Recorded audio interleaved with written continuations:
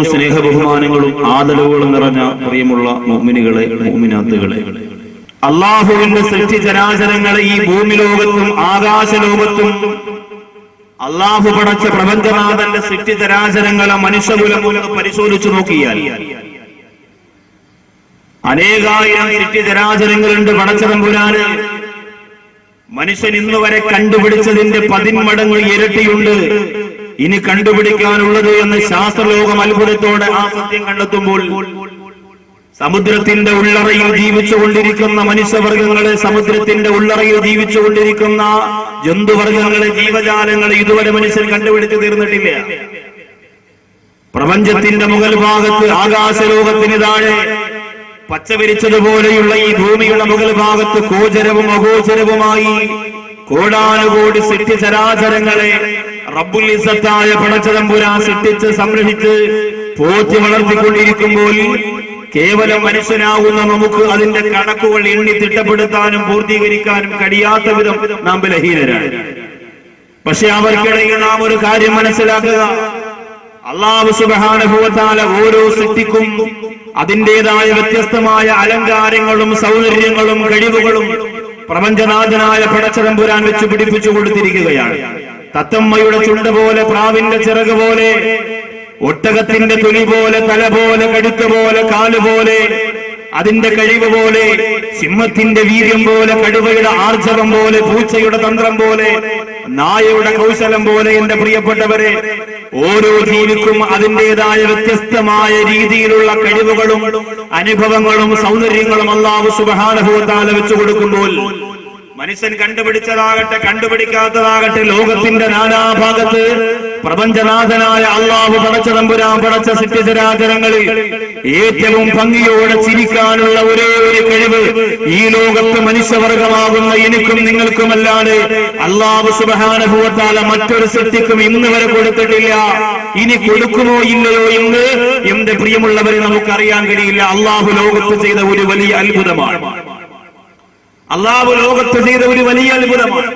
കാരേറ്റി ശബ്ദം ശ്രമിക്കാമെന്നിരിക്കുന്ന പ്രിയപ്പെട്ട സഹോദരങ്ങളെ, 2 ചെറിയുടെ ചുണ്ടിന്റെ ഭാഗം അങ്ങോട്ട് വിടർന്നു വരുമ്പോൾ ആ മുഖത്ത് വെളിവാകുന്ന ഒരു നറുപുഞ്ചിരി കൊണ്ട് 100 കണക്കിന് നിന്നെ വീക്ഷിക്കുന്ന സഹോദരങ്ങളുടെ, നിന്നെ നോക്കുന്ന സുഹൃത്തുക്കളുടെ മനസ്സിന്റെ സങ്കടവും വ്യതയും വേവലാതിയും ആവലാതിയും ആ പുഞ്ചിരി കൊണ്ട് നീങ്ങിപ്പോകുമെങ്കിൽ ലോകത്തിതുപോലെ പുഞ്ചിരിക്കുവാനും ചിരിക്കുവാനുമുള്ള കഴിവ് കോടാന് കോടാന് കോടാന് കോടി സൃഷ്ടിചരാചരങ്ങള് ലോകത്ത് പടച്ചതമ്പുരാൻ മനുഷ്യവർഗമാകുന്ന എനിക്കും നിങ്ങൾക്ക് മാത്രമേ തന്നിട്ടുള്ളൂ.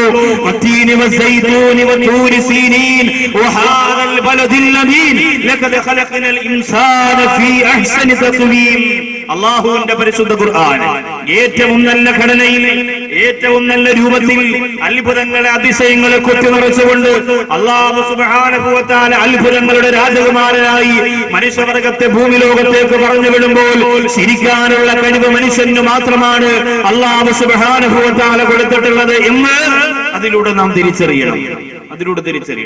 അതുകൊണ്ട് അതത്ര നിസ്സാരമായ കാര്യമല്ല. അതുകൊണ്ട് നാം എന്ത് ചെയ്യണം? അതിന്റെ മജ്‌ലിസിൽ നിർബന്ധമായും അതിനെക്കുറിച്ച് ചർച്ച ചെയ്യണം.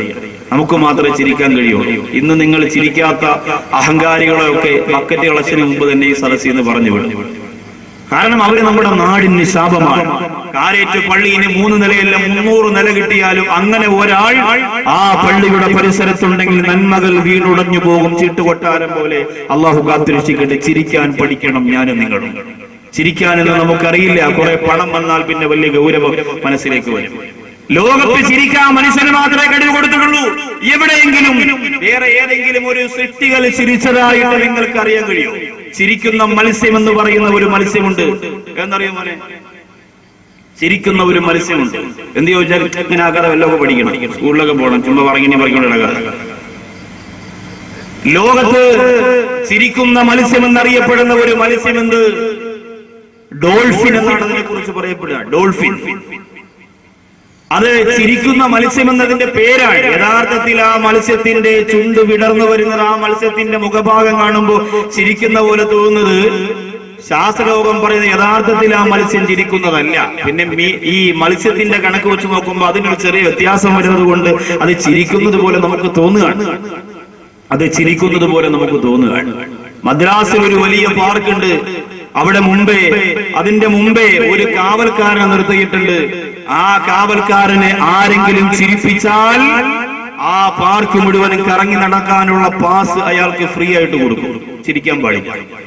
അയാൾ ഇങ്ങനെ ചിരിക്കാതെ നിൽക്കും. സന്ദർശകരൊക്കെ വന്ന് പല തമാശകൾ പറയും, ഇക്കിളിപ്പെടുത്തും, പല രൂപഭാവങ്ങൾ വ്യത്യാസപ്പെടുത്തും. അയാൾ ചിരിക്കുകയില്ല. ചിരിച്ചാൽ അയാൾക്കും അയാളുടെ കൂടെ വന്നവർക്കും പാർക്ക് മുഴുവനും ചുറ്റി സഞ്ചരിക്കുവാനുള്ള 10,000-കണക്കിന് രൂപയുടെ ടിക്കറ്റ് പാസ് ഫ്രീ ആയിട്ട് ലഭിക്കും. പക്ഷെ അത് അയാൾക്ക് അള്ളാഹു കൊടുത്തിരിക്കുന്ന ഒരു കഴിവാണ്. അപ്പൊ നമ്മൾ അറിയണം, ചിരി എന്ന് പറയുന്ന ഒരു അത്ഭുതം തന്നെയാണ്. ഇതുപോലെ മനുഷ്യനും മാത്രം അള്ളാഹു കൊടുത്തിരിക്കുന്ന മറ്റൊരു കഴിവുണ്ട്. എന്തെന്ന് പറയാൻ പറ്റുമോ? ചിരി പോലെ തന്നെ മനുഷ്യന് മാത്രം അള്ളാഹു കൊടുത്ത മറ്റൊരു കഴിവുണ്ട്. പറയാൻ പറ്റുമോ? തലേ കരയണത് ഇപ്പൊ പട്ടിക്കുരയിലൊക്കെ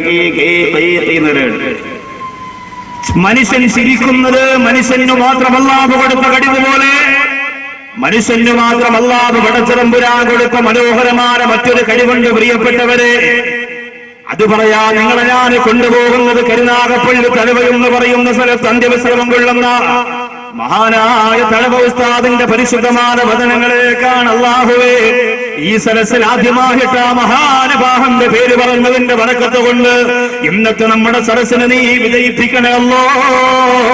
ഇരുന്ന് താടികക്കുളങ്ങളുടെ മുകളിലേക്ക് ആത്മീയതയുടെ ചിറക് വെച്ച് പറന്നുപോയ നക്ഷത്ര ശോഭയായി വെട്ടിപ്പിളങ്ങിപ്പോര ബഹുമാനപ്പെട്ട ഒരു വരിയുടെ ബറക്കത്ത് കൊണ്ട് നമ്മുടെ പ്രാർത്ഥനയ്ക്ക് നീ ഉത്തരം തരണേ അല്ലോ. ഒരു ജീവിക്കും കഴിവില്ല നോക്കാൻ ഫിസ്സമാ, മനുഷ്യന് മാത്രം റബ്ബ് ചെയ്ത തകറുമാ. ലോകത്ത് അല്ലാഹുവിന്റെ സൃഷ്ടിതരാജനങ്ങളെ എവിടെ നിങ്ങൾ പരിശോധിച്ചു നോക്ക്, ഏത് സെട്ടിയെടുത്ത് നിങ്ങൾ പരിശോധിച്ച് നോക്കിയാലും ആകാശത്തിലേക്ക് നോക്കാനുള്ള കഴിവ് അല്ലാഹു മനുഷ്യന് മാത്രമേ കൊടുത്തിട്ടുള്ളൂ. ആകാശത്തിലേക്ക് നോക്കാനുള്ള കഴിവ് അല്ലാഹു മനുഷ്യന് മാത്രമേ കൊടുത്തിട്ടുള്ളൂ. ഒരു ജീവിക്കും അല്ലാഹു പടച്ചതമ്പുരാ ആകാശത്തിലേക്ക് നോക്കാനുള്ള കഴിവ് കൊടുത്തിട്ടില്ല. അത് മനുഷ്യന് മാത്രമാണ്, മനുഷ്യന് മാത്രമാണ്, മനുഷ്യന് മാത്രമാണ്.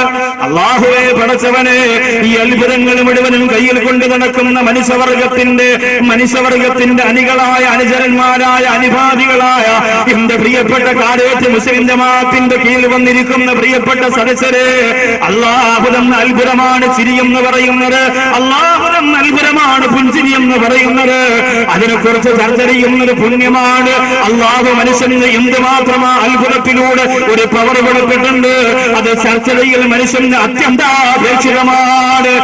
അതുകൊണ്ടാണ് ആ വിഷയം ഞാൻ തിരഞ്ഞെടുത്തതെന്ന് ആമുഖമായി ഒന്ന് ഓർമ്മപ്പെടുത്തിയതാണ്. മനുഷ്യന് മാത്രമേ അല്ലാഹു സുബ്ഹാനഹു വ തആല ചിരിക്കാനുള്ള കഴിവ് കൊടുത്തിട്ടുള്ളൂ. നിങ്ങൾ ആലോചിച്ച് നോക്കിയേ, എന്തെങ്കിലുമൊക്കെ വലിയ വലിയ അമലുകളെ കുറിച്ച് പ്രസംഗിച്ചാൽ നാളെ രാവിലെ നിങ്ങളോട് ജനങ്ങൾ ചോദിക്കും, ഇന്നലെ ഉസ്താദ് പ്രസംഗിച്ചിട്ട് നീ പോയി കേട്ടതല്ലാതെ അതനുസരിച്ച് പ്രവർത്തിച്ചോ എന്ന് ചോദിച്ചാൽ നിങ്ങൾ പറയും ഇല്ല എന്ന് പറയും. പക്ഷെ ഇത് വളരെ സിമ്പിളാണ്.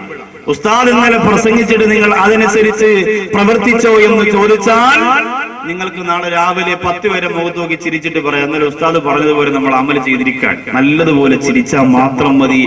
ഈ പഠിച്ചതുപോലെ പ്രവർത്തിച്ചതിന്റെ പുണ്യം വരെ അൽഹംദുലില്ലാ നിങ്ങൾക്ക് ലഭിക്കും. ചിരിക്കാൻ വളരെ എളുപ്പമാണ്.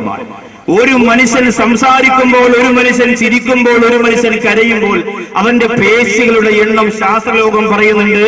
ഒരു മനുഷ്യൻ സംസാരിക്കാൻ വേണ്ടി ഉപയോഗിക്കുമ്പോൾ അവന്റെ ശരീരത്തിൽ 45 പേശികളാണ് ഒരുപോലെ പ്രവർത്തിക്കുന്നത് എന്നാണ്. ഒരു മനുഷ്യൻ സംസാരിക്കുമ്പോൾ 45 പേശികൾ ഒരുപോലെ പ്രവർത്തിക്കും അവന്റെ ശരീരത്തിൽ. 45 പേശികൾ സംസാരിക്കുമ്പോൾ. ലോകത്തെ ഏറ്റവും ബുദ്ധിമുട്ടുള്ള പണി എന്താ? സംസാരവാ, പ്രസംഗവാ. ലോകത്തെ ഏറ്റവും ബുദ്ധിമുട്ടുള്ള പരിപാടി പ്രസംഗവാ.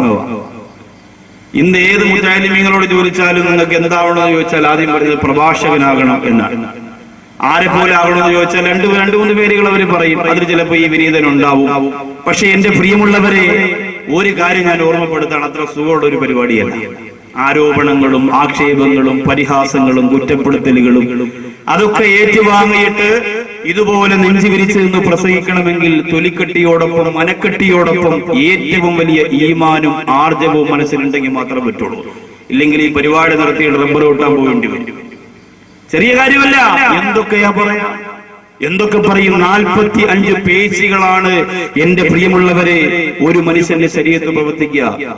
ഇന്നലെ രാത്രി മുതൽ ഇന്ന് പകലൊക്കെ ചില രാഷ്ട്രീയക്കാരോട് സംസാരിച്ചാൽ അവർ തിരിച്ചു മറുപടി പറയില്ല, സംസാരിക്കാൻ കഴിയില്ല. കാരണം എന്താ, 3 ദിവസം വണ്ടിയിൽ ഇങ്ങനെ പബ്ലിസിറ്റി നടത്തിയത് കൊണ്ട് തൊണ്ടയൊക്കെ അടച്ചുപോയതാ.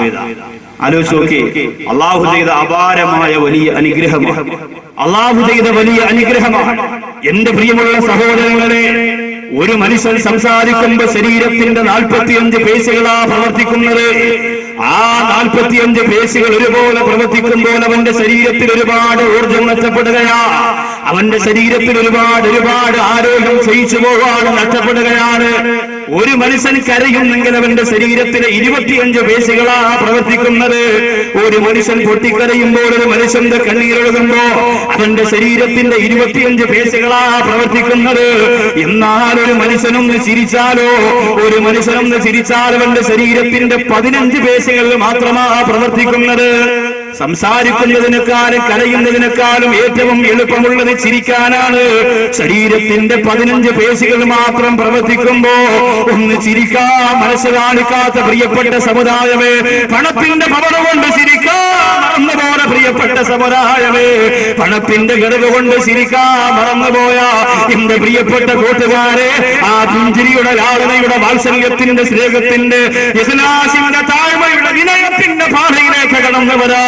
നോട്ടുകെട്ടിന്റെ പിൻബലമില്ലാതെ, അധികാരത്തിന്റെ ആൽബലമില്ലാതെ, താഴ്മയുടെ നിറകുടമായി ലോകത്തിന്റെ നാനാഭാഗത്ത് പുഞ്ചിരി കൊണ്ട് സ്വർഗം പണിഞ്ഞ സ്നേഹനായകനെ നബി മുഹമ്മദ് മുസ്തഫ സല്ലല്ലാഹു അലൈഹി വസല്ലമ തങ്ങൾ വരച്ചു കാണിച്ച മാതൃകയിലൂടെ മറക്കാതെ മുന്നേറാൻ എന്റെ പ്രിയപ്പെട്ടവരെ ഞാൻ ഈ വിഷയം തിരഞ്ഞെടുത്തത്. ഇന്ന് ഭർത്താവ് ഭാര്യയുടെ മുന്നിൽ ചിരിക്കലില്ല, ഇന്ന് അധ്യാപകന് ശിഷ്യഗണങ്ങളുടെ മുന്നിൽ ചിരിക്കലില്ല. എന്റെ പ്രിയമുള്ളവരെ, അതൊന്ന് മറന്നു വെച്ചിട്ട് മടങ്ങി വരാ.